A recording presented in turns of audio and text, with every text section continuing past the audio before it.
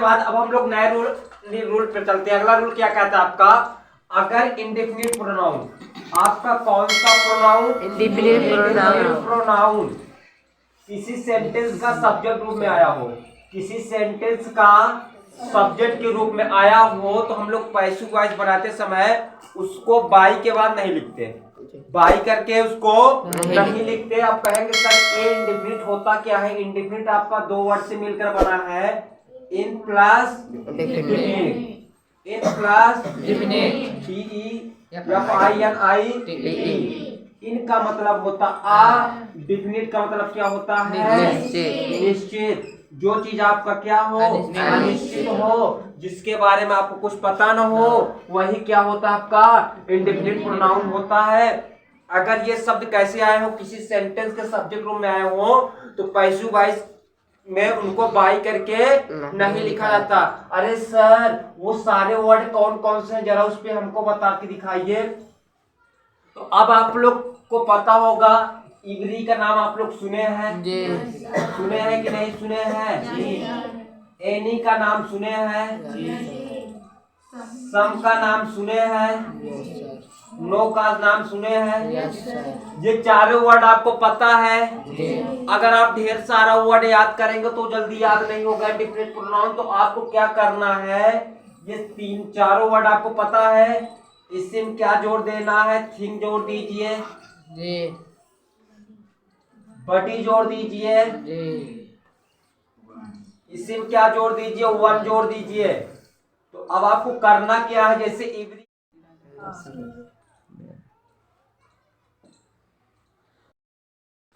तो क्या हो जाएगा? समथिंग हो जाएगा। नो है तो क्या हो जाएगा? नथिंग हो जाएगा ना। उसके बाद यहाँ पे देखिए मैंने क्या इवरी जोड़ दिया, बडी जोड़ दिया, तो EVERY, इवरी बडी हो गया, एनी बडी हो गया, एनी सम है ना, हाँ, तो सम थिंग हो, सम बडी हो जाएगा, सम बडी हो जाएगा, नो बडी हो गया। अब यहां से देखिए इसमें क्या जोड़ना है, इवरी में वन जोड़ना, क्या हो जाएगा? Every one, every any one,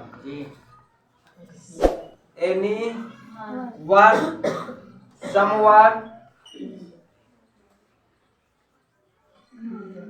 no one. यही मेरे क्या है, यही मेरे सारे काथिन इंडेफिनिट प्रोनाउन है। यही मेरे सारे कौन से प्रोनाउन है? इंडेफिनिट प्रोनाउन है। अगर ये किसी सब्जेक्ट के, किसी सेंटेंस के सब्जेक्ट रूप में आ जाए तो इनको हम लोग बाई के बाद नहीं लिखते। और इसमें और सारे वर्ड है, आपका आल हो जाएगा, पीपल हो जाएगा, POPLE, इसको भी बाई के बाद नहीं लिखते। सर इनको बाई के बाद क्यों नहीं लिखा जाता, क्या कारण है? हमने कहा आपको अनरियल सब्जेक्ट है।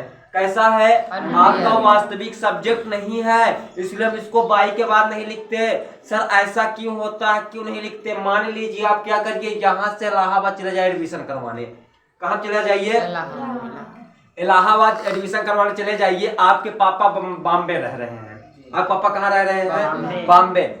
जिस स्कूल में एडमिशन ले रहे थे उसमें आपसे कहा कि अपने पापा को बुलाओ, तभी आपका क्या होगा?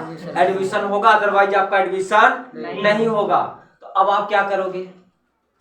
फर्जी वाला पापा खोजोगे, खोजो नहीं खोजोगे? तो आप यहाँ से जाओगे, कहे ऐसे भैया आप 500 रुपए ले लीजिए, मेरे पापा बन जाइए। हम आपको 500 रुपए घंटे देंगे, आप मेरे पापा बन के कॉलेज चलिए, जो मैं कह रहा हूँ वही बोल देना है बस। तो अब वो पापा बन के गया, आपका काम करवा दिया कि नहीं करवा दिया? तो मतलब आपके साथ गया, आपके काम करवा दिया, हो गया काम। लेकिन वो पापा घर पे आएगा क्या? नहीं बुला के चले यार, गाड़ी चला पापा घरे घूमिया हुआ।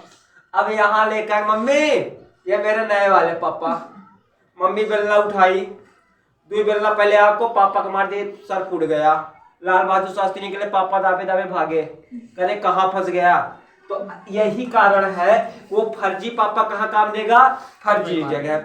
आपको जो रियल पापा होते हैं, रियल पापा देखिए आपको कॉलेज में भी काम करेंगे, घर में भी काम करेंगे। कहाँ पे काम करेंगे? कॉलेज में भी काम करेंगे, आपके घर पे भी काम करेंगे, मम्मी उनको कुछ नहीं बोलेगी।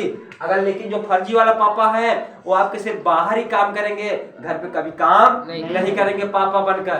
तो इसीलिए क्या करते हैं, इस वाक्य सब्जेक्ट रूम में आता है लेकिन ऑब्जेक्ट रूम में इसका प्रयोग नहीं होता। अगर आप इसका प्रयोग ऑब्जेक्ट रूम में कर देंगे तो क्या हो जाएगा? गलत हो जाएगा। समझ में आया? जैसे एग्जांपल मैं दे रहा हूं आपको। अब देखिए कह रहा है someone has stolen my pen ना। तो अब यहाँ someone क्या मेरा अज्ञात कोई व्यक्ति है, कोई व्यक्ति, उसने क्या कर डाला? मेरा पेन नहीं चुरा लिया। बड़ा चुट्टा होगा जो चुराया होगा। आप ही लोग तो नहीं गए थे पेन चुराने, वैसे भी इस क्लास के बच्चे बहुत चोर हो तो ज्यादा है। समझ में आया? तो अब यहाँ पे देखिए क्या है, माई पेन है तो माई पेन यहाँ पे जाएगा ना, तो यहाँ पे हो जाएगा माई पेन। ओ बाप रे, क्या दिखा आपको? है। तो और क्या दिखा? वर्ब का थर्ड फॉर्म। तो मैंने आपको बताया कि जहाँ पे आपको क्या दिखे, वर्ब का थर्ड फॉर्म क्या दिख जाए, जिस सेंटेंस में आपको वर्ब का थर्ड फॉर्म दिख गया, आंख से नजर आ गया, तो क्या करना है? सीधे सीधे का दिन आपको हेल्पिंग वर्ब का बजा देना है, बीन। जो शादी ब्याह में बजती है बीन ना, और लड़कियां खूब नागिन धुन उठा मरी उगला उगल शादी ब्याह नाचती ना, नाचती जी, नागिन धुन उठा धुन नाचा नाच। एक लड़कियों की खास बात ये होती है कि बिंजो में जाती है ना, भैया थोड़ा बजा दीजिए। कौन सा गाना है जी? तेरी अखियों का काजल। ठीक, अब बताइए डीजे वाला तो लगा सकता है, बिंजो वाला कौन सा तेरी अखियों का काजल लगाएगा? हाँ, गज पर पानी भैया लगा दीजिए। बिंजो वाला पता नहीं, गज पर पानी के दुल्हन याद है, उसके बाद क्या बजाएगा? तो आ गया फिर नागिन धुन पे। अब हम लोग वहां पे गज पर पानी नाचना, नागिन में आ गई। तो लड़कियों की खास बात यही टैलेंट होता है कि मतलब वो बिंजो वाले भैया से भी बोल देंगे, भैया जरा ये वाला गाना बजा दीजिए। तो अब यहाँ पे देखिए बीन है ना, तो वर्ब का थर्ड फॉर्म दिखा, तो यहाँ पे मुझे क्या लगाना है? हैज लगाना। हैज के बाद क्या बजा देना है? बीन। अब यहाँ पे स्टोलन वर्ब का थर्ड फॉर्म, तो वर्ब के थर्ड फॉर्म के साथ कोई छेड़खानी नहीं करना है।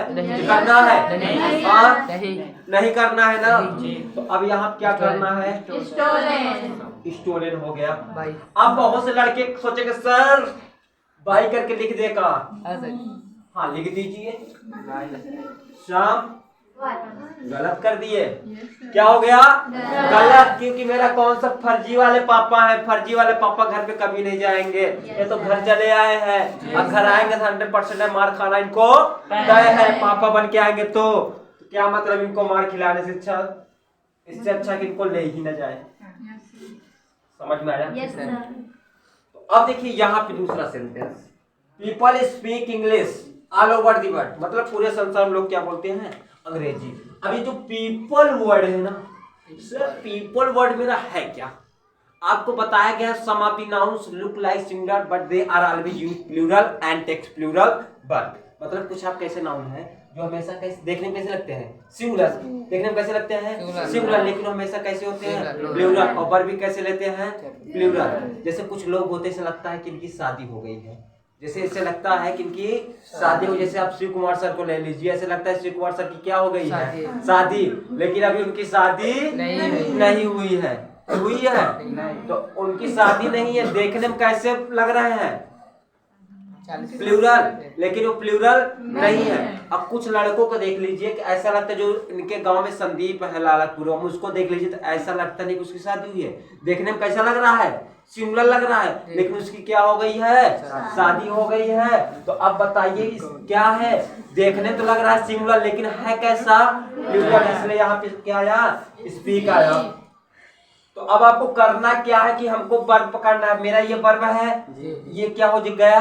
ऑब्जेक्ट। वर्ब के बाद ही वाला क्या होता है? ऑब्जेक्ट। यहाँ क्या हो जाएगा? इंग्लिश हो जाएगा। ANGLISH, इंग्लिश हो गया। प्रेजेंट इंडेफिनिट टेंस क्या हो जाएगा? एज हो जाएगा। SPOKEN, स्पोकन ना, all over the world, all over the world. सबको समझ आया? किसी को दिक्कत समस्या परेशानी नहीं है ना? तो मिटा दे, लिख लीजिए। अब देखिए, साथ में जाओ।